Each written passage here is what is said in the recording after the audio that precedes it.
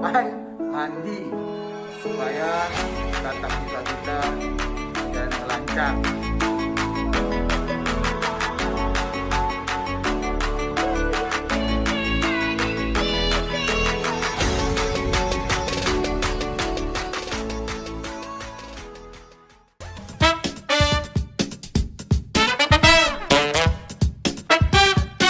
Oke teman-teman, hari ini kita akan membahas tentang kolonialisme di Indonesia.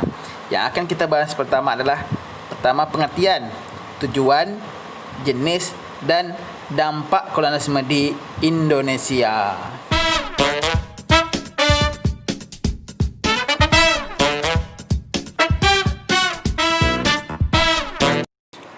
Pengertian kolonialisme. Kolonialisme merupakan sistem di mana suatu negara menguasai rakyat dan sumber daya sebuah negara lain untuk kepentingan negara mereka, atau lebih dikenal dengan penjajahan.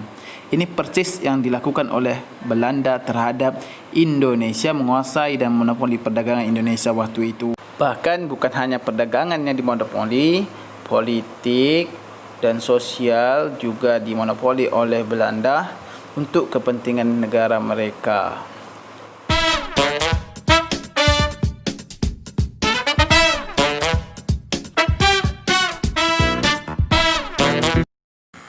Pengertian secara etimologi, kolonialisme berasal dari bahasa Latin, yaitu koloni yang berarti pemukiman. Upaya yang dilakukan negara-negara penguasa dalam rangka menguasai suatu daerah, wilayah untuk mendapatkan sumber daya disebut dengan koloni. Jadi jika ada negara-negara besar kemudian datang ke negara lain, kemudian mencoba menguasai dan monopoli perdagangan, politik, ekonomi dan sosial, dia disebut dengan kolonialisme karena pengen menguasai sumber daya yang ada di sebuah negara.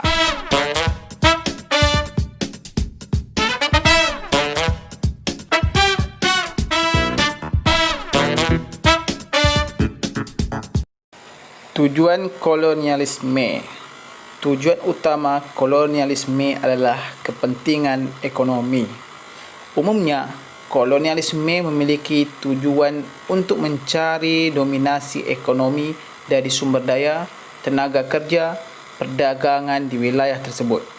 Umumnya wilayah koloni ialah wilayah yang memiliki bahan mentah yang banyak untuk memenuhi keperluan negara yang melakukan kolonialisme. Kolonialisme ini bertujuan untuk menguras habis sumber daya alam atau kekayaan alam dari negara yang dijadikan sebagai tempat koloni untuk diangkut ke negara induk atau negara yang melakukan kolonialisme.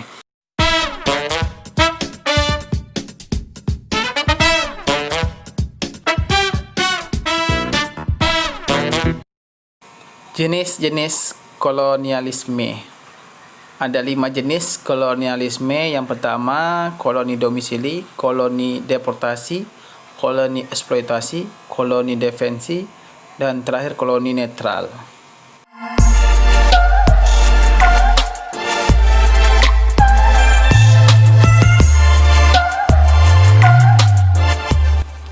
Koloni domisili merupakan penduduk suatu negara menduduki daerah koloni. Ini biasanya asimilasi. Kemudian koloni deportasi merupakan daerah koloni digunakan untuk menempatkan tahanan politik. Itu koloni deportasi.